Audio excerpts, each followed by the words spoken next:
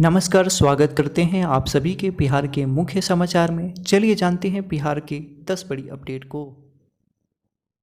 CM Nitish Kumar ने कहा है कि जिलों में 18 से 44 उम्र के लोगों का टीका कम पड़ गया है, जिसकी वजह से आज और कल कोरोना का वैक्सीन नहीं लग पाएगा।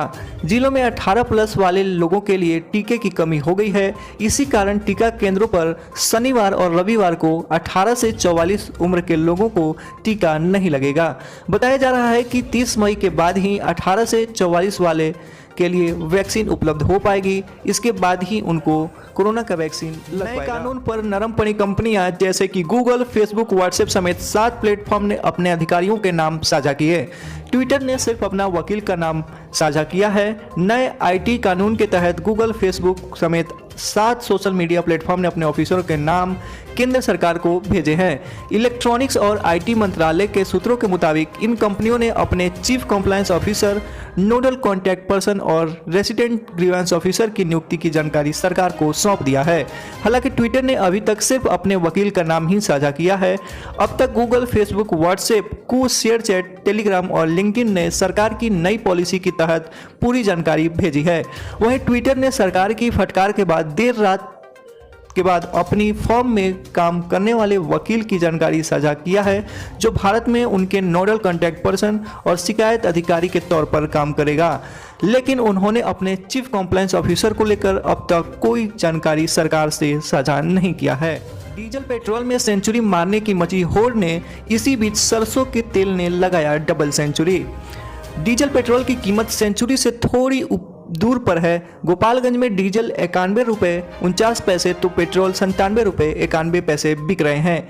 ये दोनों ऑयल शतक लगाने की फिराक में है। इसी बीच खाद्य तेलों के दामों में भी बेतहाशा वृद्धि हो गई है, जैसे कि मूंगफली, डालडा रिफाइंड के साथ सरसों के तेल 170 रुपये से लगाकर 205 रुपये तक बेचे जा रहे हैं।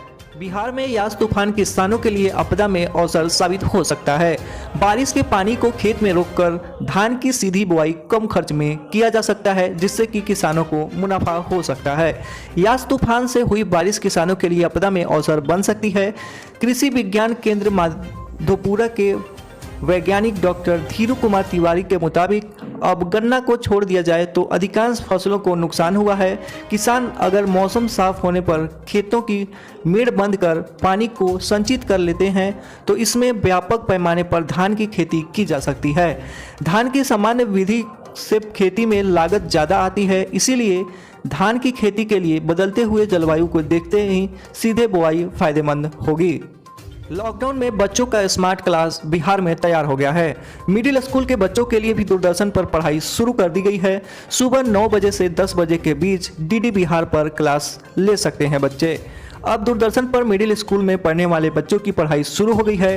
दरअसल डीडी बिहार पर बच्चे सुबह सवेरे 9 बजे से 10 बजे की क्लास ले सकते हैं, जिनमें कक्षा 6 से 8 तक के बच्चे होंगे शामिल। बच्चे इसमें यह भी सीखेंगे कि कोरोना से बचाव के लिए किन किन बातों का ख्याल रखना बेहद ज़रूरी है। मिडिल स्कूलों के बच्चों को क्लासेज मेरा दूरदर्शन मेरा विद्यालय कार्यक्रम के तहत हो रही है। बिहार में शिक्षकों की भर्ती को लेकर बहुत बड़ी अपडेट है। हाई स्कूल शिक्षकों की भर्ती प्रक्रिया में बदलाव से जहां अभ्यर्थी को फायदा होगा, वहीं हाईकोर्ट में सुनवाई से अटकी पूरी प्रक्रिया। हाई स्कूलों में 33,916 शिक्षकों की भर्ती के लिए एक ही आवेदन किए जाएंगे, वो भी ऑनलाइन मोड में। राज्य के उच्च और उच्च माध्यमिक स्कूलों में 33,916 शिक्षकों की बहाली के लिए ऑनलाइन आवेदन लिए जाएंगे। नियोजन में पारदर्शिता के लिए शिक्षा विभाग अभ्यर्थियों से सेंट्रलाइज तरीके से आवेदन लेने की तैयारी कर रहा है। ऑनलाइन आवेदन के लिए सॉफ्टवेयर तैयार कर लिया गया है। विभाग के आधिकारिक सूत्रों के मुताबिक इस बार एक अभ्यर्थी को एक ही आवेदन करना होगा, यानी अलग अलग नियोजन इकाइयों के लिए अलग अलग आवेदन नहीं करना पड़ेगा, लेकिन उससे चॉइस लिया जाएगा कि वो किन किन नियोजन इकाइयों में नौकरी पाने के इच्छुक हैं। पहले एक आवेदक अलग अलग नियोजन इकाइयों में डाक या फिर खुद को जाकर कई आवेदन देता था, लेकिन अब ऐसा नहीं करना होगा। सिर्फ एक ही एप्लीकेशन आपको सबमिट करना होगा। बिहार में कोरोना की तीसरी लहर में बच्चों के अधिक संक्रमित होने का कोई वैज्ञानिक आधार नहीं बताया जा रहा है। माता पिता अपना वैक्सीनेशन कराकर बच्चों का संक्रमण से बचा सकेंगे। कोरोना की तीसरी लहर में बच्चों के अधिक संक्रमित होने की आशंका जताए जाने से माता पिता चिंता बढ़ गई है। लेकिन सच्चाई यह है कि इसका अभी कोई भी वैज्ञानिक आधार नहीं है, ऐसा अनुमान के आधार पर कहा जा रहा है। पहली लहर में ज़्यादातर बुजुर्ग और दूसरी लहर में वयस्कों संक्रमित होने से अनुमान लगाया जा रहा है कि तीसरी लहर में बच्चों का संक्रमित हो सकते हैं। एक कारण यह भी है कि बच्चों को टीका नहीं पड़ा है और उन्हें बीमारी से लड़ने की प्रतिरोधक क्षमता तैयार नहीं हुई है। देश में बहुत बच्चे कुपोषित भी हैं, यह कहना पटना के वरीय शिशु रोग विशेषज्ञ का था।